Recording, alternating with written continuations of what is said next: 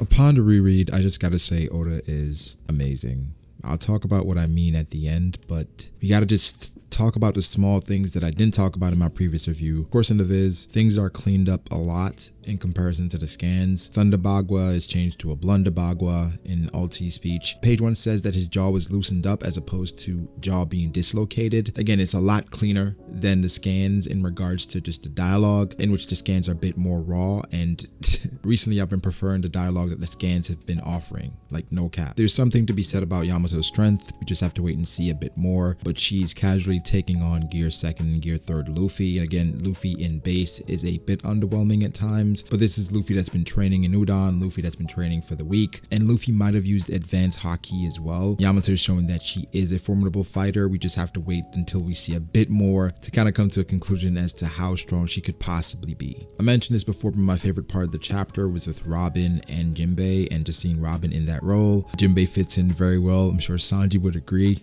It's a lot of care for Momonosuke going on, right? Even though they're on the surface, it seems like they're feeding into the hysteria that's going on around them. But of course, there are a lot of people around there that's worried about Momonosuke. Even Hyogoro, he has his hand on his sword ready to go just in case he has to, even though he knows he would definitely die going against Kaido and those monsters up there. This entire scene with Robin and Jinbei is probably where everyone is going to converge. I foresee everyone coming at some point, and something I discussed yesterday is the possibility of Momonosuke using King's Haki here, right? And just having a beautiful panel where Momo used King's Haki, Zoro showing up, Luffy showing up, Yamato, and it's like, it's a full panel of Momo using King's Haki and everyone's reactions around it, right? It'll be a beautiful moment, of course, you know, to call back to Doflamingo and stuff, but for Momo, he obviously has the lineage to unlock this level of Haki or this type of Haki, and it would just be a dope moment. I mentioned in my review, you know, somebody that could possibly save Momo. We should know who it is, someone that's MIA right now. With Sanji, he's currently looking for, you know, the missing women, but I think these are moments where Sanji could come through. So out of anyone, because he's not on screen, we're not showing exactly where he is, and he has an invisible suit, he could slip in easily and save Momonosuke. So Momonosuke is not going to die, obviously, but there are ways in which he can be saved. We see a new crewmate of Law's. I don't know if we've ever seen him before, but he looks kind of raw, and for me personally, I think Law needs more raw crewmates. I am hoping that this person gets some development and gets some hype so that Law can actually have some more raw crewmates, because John Bard is not cutting it and Beppo is a pet. All right, don't get me started on Shachi and Penguin, okay? They're not supporting Law the way he needs to be supported. If Law had a better crew, Law would be a viable candidate for the Pirate King, even though we know Luffy's the Pirate King, I get it. But Law, man, he's just carrying the team. He's pretty much LeBron on the Cavs right now. And I'm talking about the Cavs of 07. The spread with Law using room and just the environment and aesthetic of Wano is just beautiful. Onigashima being just this large place. In a way, it's kind of symbolic, right? In which this grandiose place is going to be the arena for a grandiose matchup, right? In which the Beast Pirates and the Big Mom Pirates will probably fall. So Oda, in a way, is using the environment and the surroundings to tell us or give us a hint as to how majestic this climax could be. Like, honestly, just looking at this spread, it's just so beautiful. I really can't wait for the Wano anime. It's going to be great as well. Izo is back, and I had mentioned that I wasn't sure about the reunion. I didn't feel too much from it, but again, it's not that big of a moment. It really isn't, but I think just looking at it from the perspective of Izo not being home for 2 decades at least, I don't know, he just seems a bit stoic. I'm not sure if he's numb from everything that he's been through with Whitebeard and Ace and Thatch and Blackbeard. So now coming home to Wano, we're not sure exactly where Izo's mental space is. Izo was picked up because Marco knew where he was. I'm still waiting for Jozo and Vista. Those are the 2 I want there, especially Vista, so we will see. Marco did mention that he saw a strange shadow at sea earlier. Now, there's a lot of speculation in regards to that. Perospero is the easy choice here. If it is Perospero and Marco takes out Perospero and he goes right back to where he was, that would be really unfortunate, because the Big Mom Pirates, they just can't catch a break. That's why I think it could be somebody else. Now, somebody mentioned that, what if it is Marine? What if it could possibly be Weevil? Because I think Weevil here would be perfect, because we could get dialogue, it could keep Marco occupied, and it's just a thing that Oda is going to do, keeping Marco out of like the front lines, because Marco is one of the most powerful members of the Alliance. So in a way, Oda is trying to move Marco away or keep Marco away and keep him occupied for a bit. Nekomamushi is definitively higher on the list for me. In regards to him and Inuyarashi, he has an arm and he actually has a gun now. For a long time, I felt like I'd rather lose my leg than my arm because of One Piece and, you know, possibly having Law around, I could get a replacement. But Neko got a replacement, man. So he's definitively higher on that list for me, even if it's one spot. spot. And I think he's a more likable character. I've never mentioned this before, but I love how Oda did their personalities, where Nekomamushi, he's the more joyful, exuberant person, or mink, I should say. Even though cats are normally the more stoic, reserved individual, that's exactly what Inarashi is, right? So he used these two animals and kind of flipped them in regards to personality and portrayal. It's just, Oda using contradiction and irony so well. I love it. In the spread, the beautiful spread with Kaido and his Beastars.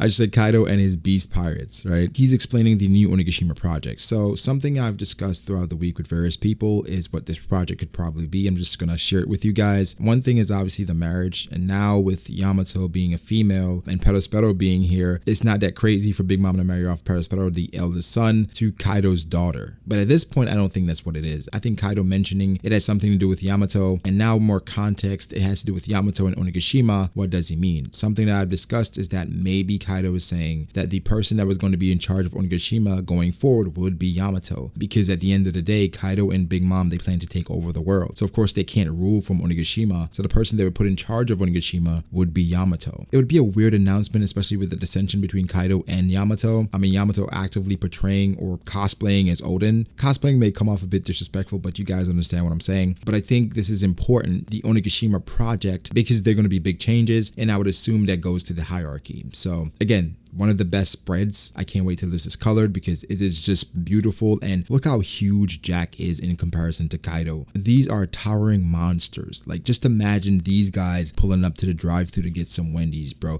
Like, this is insane just how intimidating they are. It's funny because Queen is in the background, just having a good old time, not ruining the spread, but adding some more joy to it or some more life to it. Like, you have those intimidating pirates next to him, and Orochi's scared. Fukurokuju is just out of place, and Queen is just over there happy to be here, right? So just a beautiful spread. In regards to Yamato and Oden and Ace, a crazy twist, an insane twist. A lot of conversation revolved around what to call Yamato in regards to pronouns. That just shows like where we are as a society, where it's just so sensitive to certain things and just how fickle like these things can be. I'm not trying to downplay the importance of pronouns, just how hypersensitive and aware people are of things like this, right? So for me, Kaido addressed her as his son. She says she chose to be a man, but she's clearly a woman. And the Oda box says she's Kaido's daughter. So for right now, I'm going to say she's she, right? She's a her, she, her, right? That's how I'm going to classify her until further notice. I think we need a bit more in regards to how we're going to address her going forward. This could be Oda trying to symbolize what's going on right now in society and being with the movement per se, but I'm not going to jump the gun. Kaido's daughter, I'm going to say she's her. She's a she. That's just how I'm going to address her going forward unless something changes. What was crazy in this chapter, like rereading this, is how she talks about Oden's life and important things being in his journal, and how close Luffy is to like his journey being ruined, right? Like, she has everything Oden has been through, and Oden went and found everything with Gold Roger. That is insane. That like is literally insane how important this journal is. And her saying it's her Bible indicates to me that there is a ton of valuable information in that book, in that journal. In regards to Yamato and Ace, I'll talk about that a bit more in a separate video because I think there are things to explore here in regards to their relationship. But I think what's clear about this entire scenario is that Ace had to die. Like, literally, Ace had to die for Luffy to flourish. It's funny because I was rereading Wano recently. We saw Otama, she used the club and she knocked out a beast pirate, right? And of course, Yamato in chapter 983, she used a club and she knocked out a beast pirate in Ulti. And we know that Otama, her entire reason for staying in Wano and being in Wano and waiting was for Ace. And now in Yamato, not saying she's waiting for Ace, but she meets Luffy and she says Luffy reminds her of Ace. And it's interesting how their names are spelled, like Otama, Yamato. I'm not going to jump the gun, and I'm not trying to say Yamato is Otama in the future, but I think it's Oda just using these two characters and showing us like their connection to Ace, and just using small moments in Wano just to connect them without saying much. It's really beautiful. Every time I talk about Ace, I get a bit emotional because of how impactful Ace could have been and how much potential he had. And why I say Ace had to die for Luffy to flourish is because Ace had the same exact power that Luffy had in regards to bringing people to him. If you read the novel, you see that Ace almost convinced a Marine to join his crew, right? So it's insane just how much charisma he had at such a young age and how much people were drawn to him. We never really addressed this as much, but Squard was right. Whitebeard was indirectly trying to make Ace the Pirate King. Of course, Ace didn't realize that because he was just so focused on making Whitebeard the Pirate King, but he was trying to do something for Whitebeard he didn't want. So for Whitebeard, he was grooming Ace to be the next captain. Everyone knew it, but man, it's just beautiful. I can't wait for the next chapter. Like, just when you think about just the entire story with Tama, with Yamato, Ace, Luffy, it really can get you emotional because everything is connected. So I really can't wait to see more. Wano is definitely taking off right now. I'm loving the interest people are showing. I'm loving the positivity people are showing. I appreciate everyone in the comments just being positive about the arc and about Wano recently. I think with everything going on in the real world, it's always a welcome sight to seeing positivity in regards to the things that we love. So I appreciate you guys so much. Make sure to like the video, subscribe to the channel for more content like this. Follow me on Twitter at BragoDAce. Follow me on Instagram, brogody.ace. Thank you to my patrons. I appreciate you guys so much. Please like and subscribe. I shall catch you in the next one. Peace.